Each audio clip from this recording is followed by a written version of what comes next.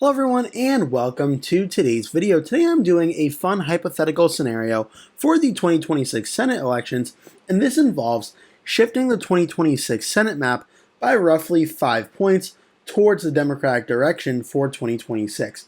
Now, just to give you an idea where this idea came from. Right now, the current generic congressional ballot for 2026 in the Real Clear Politics polling average is approximately Democrat plus 2.9.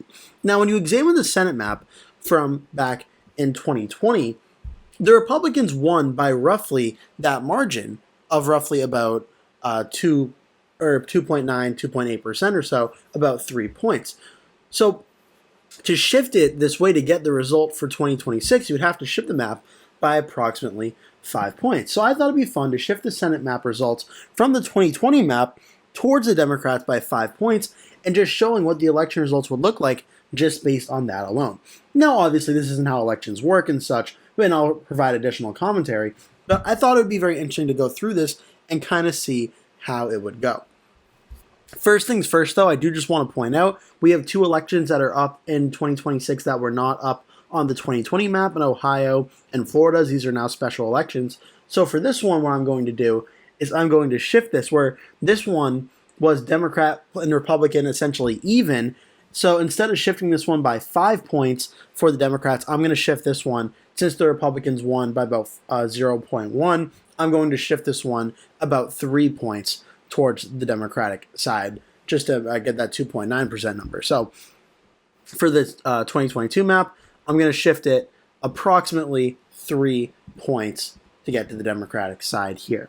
And doing so, that would bring Ohio into the lean category and Florida into the likely category. So going off that result, which was the Senate races from 2022, Ohio goes lean and Florida goes likely, which both of these results are certainly very possible in 2026 if we're to play out that way.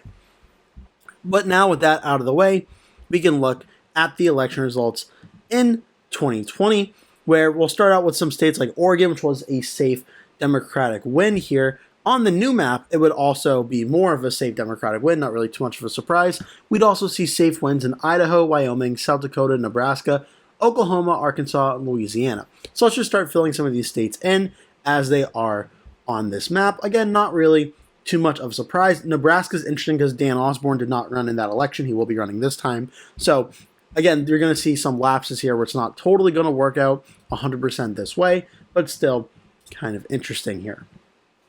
So some of these elections, we also have Tennessee, Alabama, and West Virginia that are going to be safe as well. Tennessee, Alabama, West Virginia on that one. That brings Republicans up to 42. I don't think I'm missing any Republican states on that one. Yeah, okay. And now the Democrats do have safe states in Illinois, Virginia, Delaware, New Jersey, Rhode Island, Massachusetts, and interestingly enough, the state of New Hampshire. So let's fill all these ones in here. And this is interesting because New Hampshire is expected to be one of the more competitive races as well in 2026. But based on the 2020 election map and shifting it 5 points for the Democrats in this scenario, here, New Hampshire would actually be a safe state for the Democrats, as Jeanne Shaheen had a very big win back in 2020 against their Republican opponent. So that gets Democrats to 42, Republicans at 42. Now we're going to the states that are going to be more likely than safe in this category. After the shift in the election results, you see Montana, Alaska, Kansas, and Kentucky, and South Carolina all go into the likely Republican category. So let's just first go through and give these as likely Republican. Montana, Alaska, let me just double check here. Yes, Kansas and Kentucky go likely Republican, and South Carolina.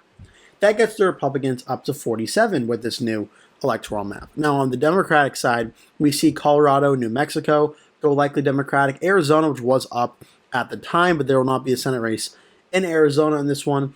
Minnesota and Michigan and Georgia all go likely Democratic. So this is very interesting as well, seeing how a 5-point improvement would do for the Democrats in these races. That would get the Democrats up to 47 Senate seats, Republicans still at 47.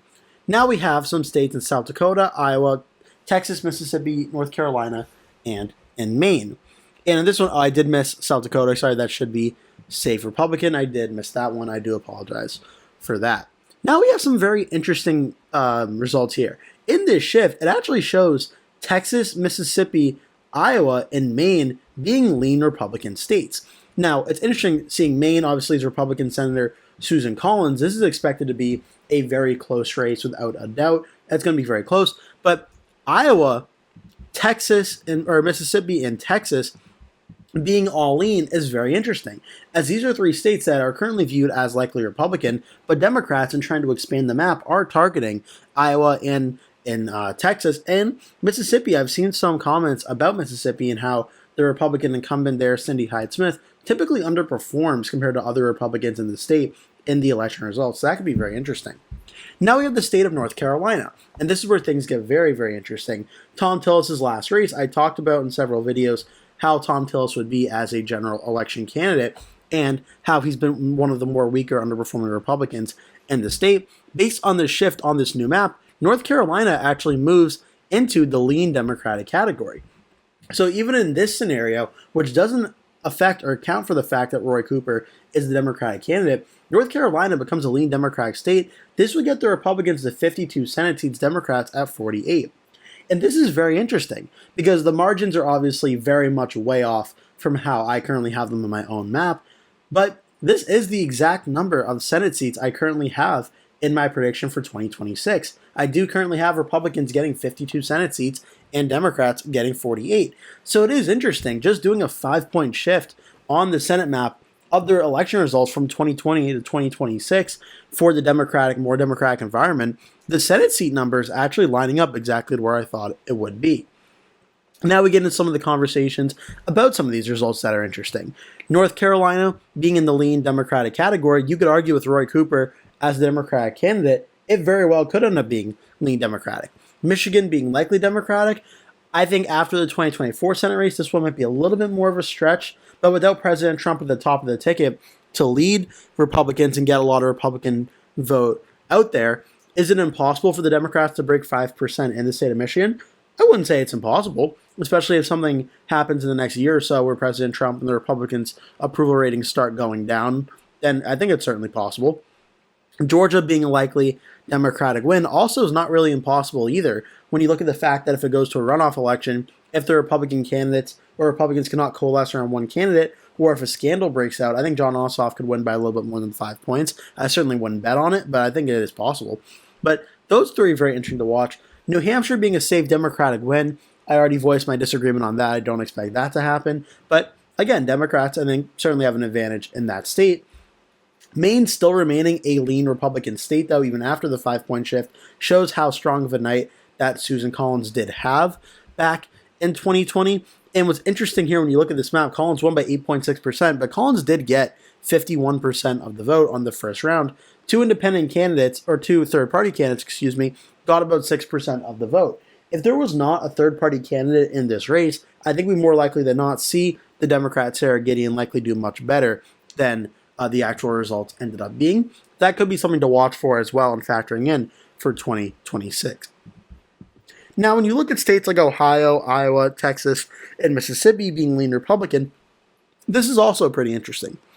Ohio, not really too much of a shock in terms of we just saw a Senate race where the Republican defeated the Democratic incumbent Sherrod Brown by a lean Republican margin, and there are rumors that Sherrod Brown is considering possibly running for Senate again in 2026. Now, this time around, Brown would not be the incumbent, but he would be running in an election environment that would be more favorable for the Democrats than 2024 was.